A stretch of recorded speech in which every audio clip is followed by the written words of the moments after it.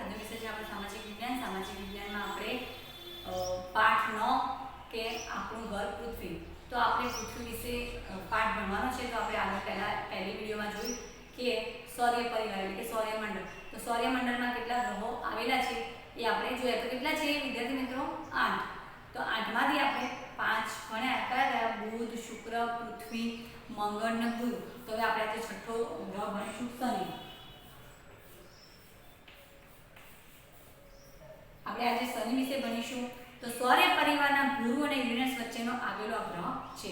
મેં તમને આગળની વિડીયોમાં ચિત્ર દોર્યું હતું, તમારા પુસ્તકમાં પણ છે કે તમે કોની વચ્ચે કયા ગ્રહ છે, બુધ, શુક્ર, ગુરુ, પૃથ્વી, કોના વચ્ચે આ ગ્રહો આવેલા છે એ જોવાના છે. ગુરુ પછીનો મોટો ગ્રહ આ શનિ છે. ગુરુ સૌથી મોટો ગ્રહ છે. એના પછીનો બીજો નંબર આવે છે કે શનિ. તો શનિ એ સૌથી મોટો ગ્રહ છે. નીલા રંગના તેજસ્વી વલણોના સુંદર લાગે છે. એની આજુબાજુ એકદમ વલણો તેજસ્વી દેખાય છે લીલા રંગના, તો આપણને આકર્ષણ લાગે છે. તો એના જે વચ્ચેના વલણોના કારણે એ અલગ તરી આવે છે. એ જે ગ્રહ છે એ વલણોના કારણે અલગ તરી આવે છે. આ વલણો જેણે માથામાં પાઘડી પહેરી હોય એવું દેખાય છે. એટલે કે આ ગ્રહને એટલે કે શનિનો ગ્રહને પાઘડીયો ગ્રહ પણ કહેવામાં આવે છે. શનિ 62 કરતાં વધારે ઉપગ્રહો છે. સૂર્યથી દૂર હોવાના કારણે તેનું સપાટીનું તાપમાન ઓછું છે. એટલે કે સૂર્યથી દૂર છે એટલે કે એની સપાટી પર ગરમી પડતી નથી. પછી એના પછી આવે છે 7મો ગ્રહ યુરેનસ.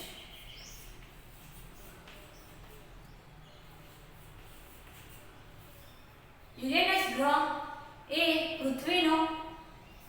પૃથ્વીથી એટલો દૂર છે કે આપણને બહુ નાનો દેખાય છે. તે સામાન્ય દૂરબીનથી આપણે જોઈ શકીએ છીએ. આપણે નજીક કે આપણે નરી આંખે જોઈ શકતા નથી. એટલે કે સામાન્ય દૂરબીનથી આપણે જોઈ શકતા નથી. એના માટે મોટી દૂરબીન જોઈએ. ત્યાં સૂર્યનું તેજ પણ ઓછું છે. એટલે કે જે ચાંદનો પ્રકાશ પડે છે એના ચાંદ જેવું લગીર પ્રકાશ દેખાય છે. વિલિયમ હર્સલ નામના ખગોળશાસ્ત્રીએ 1781માં આ ગ્રહ શોધી કાઢ્યો હતો. અને આ ગ્રહ ખૂબ જ ઠંડો છે, કારણ કે સૂર્યથી ઘણો બધો દૂર છે એટલે એના પર ગરમ તાપમાન હોતું નથી. એટલે કે એ ઠંડો ગ્રહ છે. એના પછી 8મો ગ્રહ છે Neptune.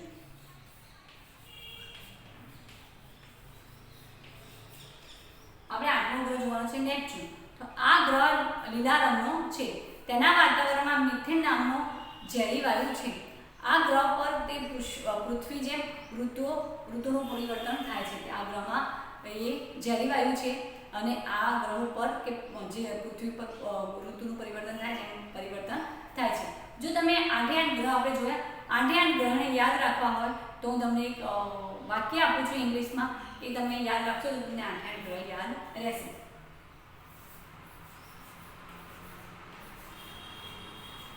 My very excellent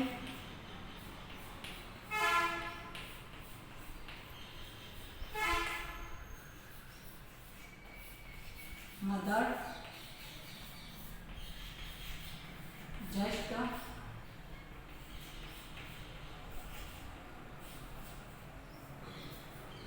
use noodles. તો આ રીતે તમે ઇંગ્લિશમાં એને યાદ રાખી શકો તો કે આમાં 8 ગ્રહો આપણે છુપાયેલા છે. હવે એના પછી આપણે ભણીશું ઉલ્કા.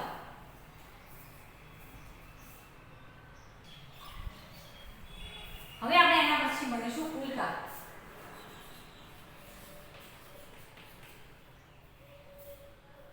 આ પણ આકાશમાં જ છે. ઉલ્કા એટલે કે મેટલ્સ, એટલે કે જે પથ્થરની વાત કરે છે એને ઉલ્કા કહેવામાં આવે છે. કોઈ વાર તમે રાત્રે આકાશમાં એટલે કે ધાબા ઉપર સૂતા હોય તો તમને આકાશમાં કંઈક ખરતું હોય એવું દેખાય છે. દેખાય છે ને એ આપણે શું કહીએ છીએ કે ખરતો તારો. પણ એ ખરતો તારો નથી, એ ઉલ્કા છે. એ ઉલ્કા કેમ ફરે છે? તો હકીકતમાં તારો ખરતા નથી, પણ અવકાશમાં ફરતા પથ્થરોના નાના નાના ટુકડા છે, અથવા એ નાના નાના ગ્રહોના નાના નાના ભાગ છે. તો ઉલ્કા તરીકે એને આપણે ઓળખીએ છીએ. આ ટુકડા પૃથ્વીની નજીક આવતા, જે પૃથ્વી છે આપણી એ પૃથ્વીની નજીક આવતા એનું ઘર્ષણ થાય છે. એટલે કે ગુરુત્વાકર્ષણ બળના કારણે તે ખેંચાઈ આવે છે અને એનું ઘર્ષણ થાય છે. એના કારણે તે ખરે છે. કેટલીક એ પૂરેપૂરી ઉલ્કા સળગતી નથી અને એ જમીન ઉપર પડે છે. તો જમીન ઉપર પડે તો એના મોટા ખાડા પડી જાય છે.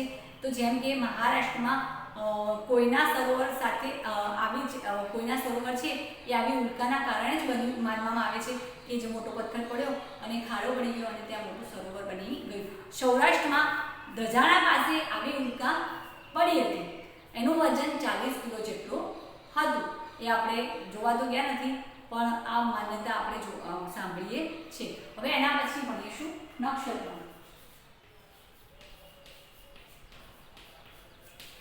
નક્ષત્રો તો આને આપણે નક્ષત્રોનું નામ કોઈ દિવસ મમ્મી કે પપ્પાના નામ મોઢે સાંભળ્યું છે તો વિશાળ અર્થમાં કોઈ પણ તારાનો સમૂહ અથવા તો એકલો જ તારો પણ નક્ષત્ર કહેવામાં આવે છે. કેટલાક તારાઓના સમૂહને કારણે તેમનો ચોક્કસ આકાર તૈયાર થાય છે. એટલે કે આ જે આકાશમાં તારાઓ છે એમના સમૂહના કારણે ચોક્કસ એમના નામ પડે છે.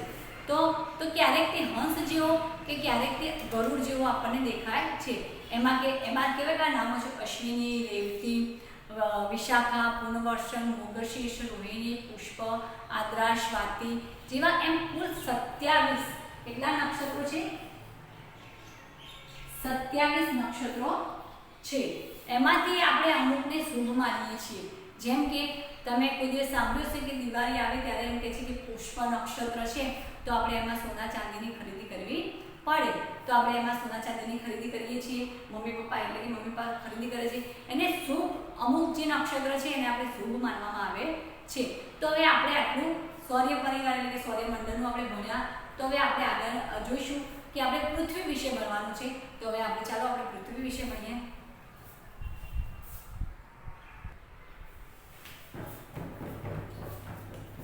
તો આપણે હવે ભણીશું પૃથ્વીનું સ્થાન અને આકાર. તો આપણે લખીશું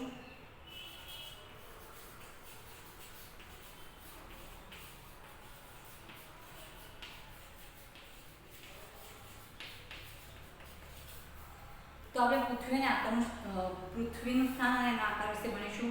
તો તમને અહીં દેખાય છે કે આ પૃથ્વી છે. તો પૃથ્વી તમને કેવી દેખાય છે? ગોળ દેખાય છે. દેખાય છે ને ગોળ, ને એક બાજુ નમેલી દેખાય છે. તો આપણે સૂર્ય અને ચંદ્રની આથમતા જોયા છીએ. જોયા છે તમે? એવા સરસ મજાના તેજસ્વી દેખાય છે. આપણી પૃથ્વી પણ આવો જ એક ગોળો છે. જો આપણે તમને એક ગોળ દેખાય છે ને, પણ એ કઈ રીતે નમેલી છે આપણે આગળ જોઈએ. તેનો આકાર ગોળ છે. કેવો છે? એનો આકાર આવો ગોળ છે. તે બંને ધ્રુવોથી થોડી ચપટી છે. એટલે કે જો આ રહ્યું ને આ નીચે, તો એ બંને ધ્રુવ છે. તો એ બાજુ બંને બાજુ ચપટી છે. કેટલાક અવકાશી યાત્રીઓ ચંદ્ર ઉપર જઈ આવ્યા છે. તેમણે પૃથ્વીના ફોટા પણ લીધા છે. ચંદ્ર પરથી પૃથ્વીનો આકાશમાં મોટા ગોળા જેવું દેખાય છે. તમે ચંદ્ર ઉપર જાઓ અને એના ઉપરથી એ લોકોએ વૈજ્ઞાનિકોએ ફોટા પાડ્યા છે તો તમને પૃથ્વી એ લોકોને ગોળ દેખાય છે. એટલે કે આપણને એ ફોટા આપણી સામે મૂક્યા છે તો આપણને પણ પૃથ્વી ગોળ દેખાય છે. પણ એ બંને ધ્રુવ બાજુથી થોડી નમેલી છે. એટલે કે થોડી ચપટી છે. આપણે એક નાનકડું ગામ કે શહેરમાં રહીએ છીએ. વળી આપણે જે ભાગને જોઈ શકીએ છીએ તે પૃથ્વીનો ખૂબ જ નાનકડો ભાગ છે. તમે આમાં જોઈ શકો કે ભારત ક્યાં છે? તો આપણે ભારતમાં કયા જિલ્લામાં કયા રાજ્યમાં રહીએ છીએ એ આપણને પૃથ્વી પરથી આપણે જોઈ શકીએ છીએ. આ કારણે પૃથ્વી ગોળ છે તેવો ખ્યાલ આપણને આવી શકે નહીં. તમે ક્યારે તૂટી ગયેલું માટલું જોયું છે? તો તેનો એક નાનકડો ટુકડો હાથમાં લઈ એ પણ તમે જુઓ તો તમને લાગે કે આ ગોળ હતું, પણ પૃથ્વી ગોળ છે એવો ખ્યાલ આવી શકતો નથી. આમ આપણે પૃથ્વીના નાનકડા ભાગ ઉપર ઊભા રહીએ છીએ. રહીને જોવાથી આપણે આખી પૃથ્વી ગોળ દેખાતી નથી. જો તમે અહીં ઊભા રહો કે કોઈ દેશમાં જાઓ તો તમને લાગે છે કે જો તમે ઊભા હો તમને લાગે કે આપણે પૃથ્વી પર ઊભા છીએ, આપણે ગોળ ઊભા છીએ, આપણને દેખાતું નથી. પરંતુ હવે અવકાશ અને ચંદ્ર પરથી લીધેલા ફોટોગ્રાફ ઉપરથી આપણે કહી શકીએ કે પૃથ્વી ગોળ હોવા વિશે કંઈ શંકા નથી. એટલે કે આપણે જો પૃથ્વીનો ગોળો જોયો પછી ચંદ્ર ઉપરના આપણે ફોટા જોયા તો આપણે એના ઉપરથી નક્કી કરી શકીએ નહીં કે પૃથ્વી ગોળ છે, એવું જ આપણે નક્કી કરી શકીએ. પૃથ્વી દડા જેવી ગોળ નથી પણ તે નારંગી જેવી છે. જો આપણને તમને કેવું લાગે છે કે પૃથ્વી ગોળ છે પણ એ દડા જેવી ગોળ નથી પણ એ નારંગી જેવી કેમ છે કે ઉપરથી અને નીચેથી થોડી ચપટી છે. પૃથ્વી ધ્રુવ પ્રદેશનો આગળનો જરા ચપટી અને વિષુવવૃત્ત આગળથી થોડી ફૂલેલી એવું દેખાય છે. તમને દેખાય છે ત્યાં જો અહીંથી કેવું ફૂલેલી દેખાય છે અને આ બે બાજુ ચપટી દેખાય છે. ધ્રુવવૃત્ત કરતાં પૃથ્વીનો મધ્ય ભાગ મોટો છે. જો આ પૃથ્વીનો આ જે ભાગ છે એ સૌથી તમને ફૂલેલો દેખાય છે. આપણે તો હવે પૃથ્વીનું ઘનફળ અને વજન જાણી શક્યા છીએ. હવે આપણે આગળ જોઈએ. પૃથ્વીનો અભ્યાસ કરવા માટે પૃથ્વીના ગોળાનો સાધન તરીકે ઉપયોગ કરવામાં આવે છે. એટલે કે આપણે જો અત્યારે અભ્યાસ કરીએ છીએ તો પૃથ્વીનો ગોળો મૂક્યો તો તમને લાગે છે ગોળ છે.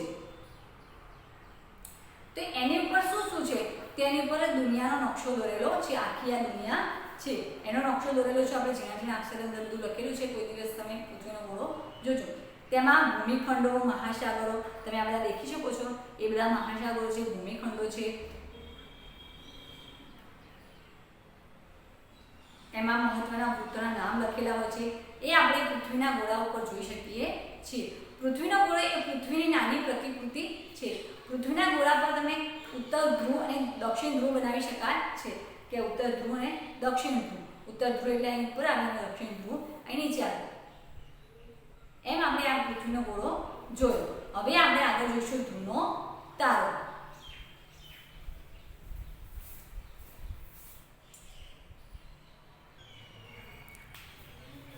હવે આપણે જોઈએ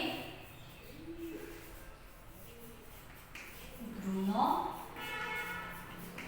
તારો. તો તમે કોઈ દિવસ ધ્રુવનો તારો જોયો છે આકાશમાં? તો તમે કોક દિવસે જોયો છે. એનો આકાર કઈ રીતે છે હું તમને સમજાવું છું. આકાશમાં એક તારો એવો છે જે હંમેશા આકાશમાં એક જ દિશામાં જોવા મળે છે. એ કઈ દિશામાં જોવા મળે છે? ઉત્તર દિશામાં જોવા મળે છે. તો પછી તેમને શોધવામાં આપણને તકલીફ પડતી નથી. ઉત્તર દિશામાં હોય તો એ કઈ રીતે હોય છે? આ ધ્રુવનો તારો સપ્તર્ષિના ઝુમખાની સાથે એટલે કે એની રેખાઓ સાથે જોડાયેલો હોય છે. એટલે કે 7 તારાઓનો આ ઝુમખું બનેલું હોય છે. એટલે આપણે સરળતાથી જોઈ શકીએ છીએ. તે તેજસ્વી તારો દેખાય છે. તેમના 7 એક જ તારો હોય છે. એના એક તારો હોય છે એની સાથે એના 7 એમ કરીને રેખાઓ સાથે જોડાયેલા હોય છે. એ 7 તારાઓથી આપણને દેખાય કે સપ્તર્ષિનો તારો છે એટલે કે ધ્રુવનો તારો છે. એ તમે પૃથ્વીમાં જોઈ શકો કે જે આ ઉપર ઉત્તર ધ્રુવ છે ત્યાંથી તમને દેખાય છે, દક્ષિણ ધ્રુવમાં દેખાતો નથી. જ્યારે તમે દરિયામાં સફર કરતા હો અથવા રણમાં સફર કરતા હો ત્યારે તમને આ તારો આકાશમાં દેખાય છે. અને એ પૃથ્વીના જે ગોળના ભાગમાં છે એમાં ઉત્તર તરફ દેખાય છે. હું તમને કહું છું એના નીચે દક્ષિણ ધ્રુવમાં દેખાતો નથી. હવે આપણે આગળ વધીશું અક્ષાંશ અને રેખાંશ.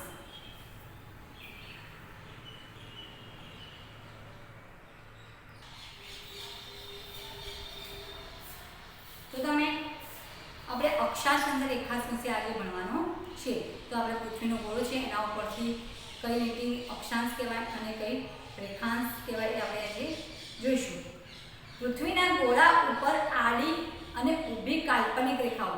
જો તમને પૃથ્વીના ગોળામાં દેખાય છે આવી આડી લીટી કે જે પૃથ્વીનો ગોળો છે એમાં આવી આડી લીટી, આ પૃથ્વીનો ગોળો છે એમાં આડી લીટી એ શું છે? વિષુવવૃત્ત.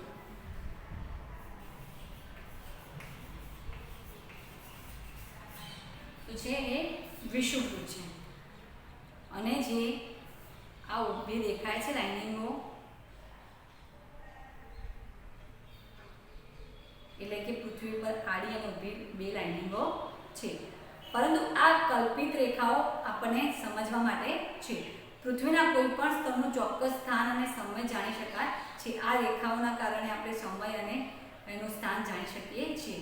જમીન પર આવી રેખાઓ આપણને જોવા મળતી નથી. આપણે જે અત્યારે પૃથ્વી પર રહીએ છીએ તો આપણને શું જમીન ઉપર ચાલીએ તો આવી આડી અને આવી રેખાઓ જોવા મળે છે? ના, પણ એ કાલ્પનિક આપણે સ્થળ અને એનો સમય જાણવા માટે આપણને આ રેખાઓ આપી છે.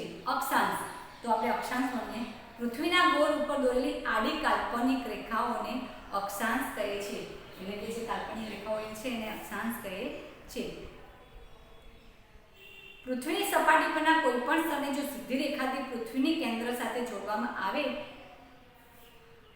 આ પૃથ્વી છે એના કેન્દ્રથી આમ સાથે જોડવામાં આવે તો એ રેખાને વિષુવવૃત્ત કે કાલ્પનિક સપાટી સાથે કેન્દ્રને આગળ જેટલા અંશનો ખૂણો થાય તે સ્થળને અક્ષાંશ બને છે. જો તમે આ દેખી શકો છો, અહીંથી આ લીટી છે, આ લીટી છે, તો અહીં આગળ જે ખૂણો બને એને અક્ષાંશ કહેવામાં આવે છે. તો અક્ષવૃત્ત એટલે હવે આપણે અક્ષવૃત્ત વિશે જોઈએ. પૃથ્વી ઉપર ઉત્તર અથવા તો દક્ષિણ ગોળાર્ધમાં વિષુવવૃત્તથી સરખા કોણીય અંતરે મળેલા સ્થળોને જોડનારું પૂર્વ પશ્ચિમ સળંગ વર્તુળને અક્ષવૃત્ત કહે છે. એટલે કે આ ઉત્તર અને આ દક્ષિણ છે, તો પૂર્વ અને પશ્ચિમ જે ખૂણાઓ દર્શાવે છે એને અક્ષવૃત્ત કહે છે. હવે રેખાંશ વિશે આપણે જોઈએ તો પૃથ્વીના ગોળ ઉપર દોરેલી ઊભી કાલ્પનિક રેખાઓને રેખાંશ કહે છે. આને રેખાંશ કહે છે અને આને અક્ષાંશ કહે છે. એટલે કે જે અંદર લીટીઓ છે એને વિષુવવૃત્ત પણ કહે છે. રેખાંશ ધ્રુવ પાસે એકબીજાને મળે છે. આ જે રેખાંશ છે એકબીજાને ગળ્યા મળે છે. જો અક્ષાંશમાં આડી લીટીઓ છે એ કોઈને મળતી નથી, પૃથ્વીની ગોળ છે, પણ જે આ રેખાંશ છે એ એકબીજાને ગળી ખૂણો બને છે. ધ્રુવ તરફ જતા આ રેખાઓને એકબીજાની નજીક આવતી જાય છે. જો તમે જોઈ શકો છો કે આ રેખા આમ છે, પછી આ બીજી રેખા છે, તો જો અહીં આવતા આવતા આમ કેટલી નજીક આવે છે, તો એ એકબીજાને જોડતી હોય એવું આપણને દેખાય છે. કુલ રેખાંશ વૃત્તની સંખ્યા 360 છે. કેટલી છે? 360 એની સંખ્યા છે, જેમાં 0 રેખાંશ અને 180 રેખાંશ મહત્વના છે.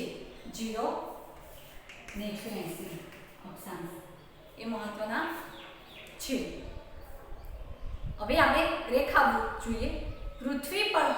પૃથ્વીની ધરી ઉપર મૂળ રેખાવૃત્તની કાલ્પનિક સપાટી સાથે પૃથ્વી સપાટી સરખો કોણાત્મક અંતરે આવેલા સ્થળોને જોડનારી ઉત્તર દક્ષિણ સળંગ રેખાઓને રેખાવૃત્ત એટલે કે અર્ધવર્તુળ કહે છે. જે આ અર્ધવર્તુળ આપણે પૃથ્વીના બે ભાગ પાડીએ તો એક નીચે અને ઉપર, એટલે કે તમે પુસ્તકમાં જોજો તમને બે ભાગ પૃથ્વીના પાડેલા છે, તો એ તમને રેખાવૃત્ત તમને દર્શાવે છે. પશ્ચિમ અને પૂર્વ, એટલે કે આપણે બે ભાગ પાડીએ તો એક આવે છે પશ્ચિમ અને પૂર્વ, અને આગળ ઉત્તર અને દક્ષિણ, એટલે એમ 4 ભાગ પડે છે. પૃથ્વીની ધરીની મૂળ રેખાવૃત્તની કાલ્પનિક સપાટી સાથે પૃથ્વીની સરખા કોણાત્મક અંતર એટલે કે 2 ભાગ પડે છે. હવે આપણે આગળ જોઈએ.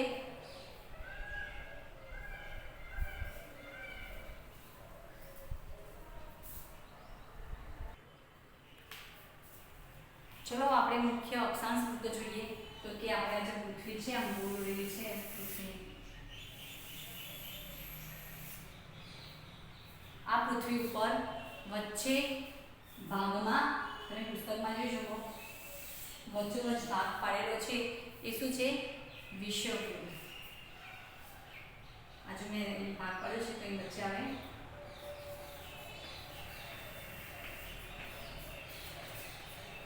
આ વિષુવવૃત્ત છે. એના જે અર્ધગોળાર્ધ છે ને આમ નીચે પર તમે અર્ધગોળાર્ધ કરી શકો છો. એક કર્કવૃત્ત છે અને એક મકરવૃત્ત છે.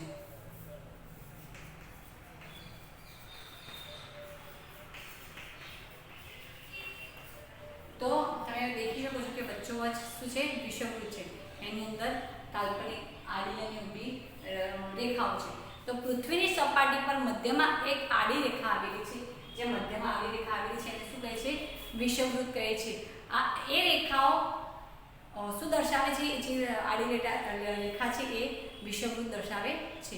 વિષુવવૃત્ત ઉપરનો એક ભાગ એ ઉત્તર ગોળાર્ધ, જે આ ભાગ છે એને ઉત્તર ગોળાર્ધ, અહીં દક્ષિણ ગોળાર્ધ એમ કહેવામાં આવે છે. ઉત્તર તરફના ઉત્તર અક્ષાંશ અને દક્ષિણ તરફના દક્ષિણ અક્ષાંશ તરીકે ઓળખાય છે.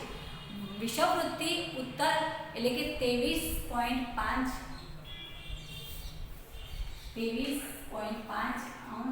અને ગઈ પણ 23.5 અંશ એમ દર્શાવવામાં આવે છે. એટલે કે કર્કવૃત્ત અને વિષુવવૃત્તથી દક્ષિણ અને 23.1 દક્ષિણથી અક્ષાંશની રેખાઓ દર્શાવે છે. એ આ જ પ્રમાણે વિષુવવૃત્તિ ઉત્તરે 66.5 ઉત્તર અક્ષાંશ રેખા અને ઉત્તર ધ્રુવથી વિષુવવૃત્તની દક્ષિણે 65 અક્ષાંશ રેખા દક્ષિણ તરફ એટલે કે દક્ષિણ ધ્રુવ તરફ આપણે કહીએ છીએ.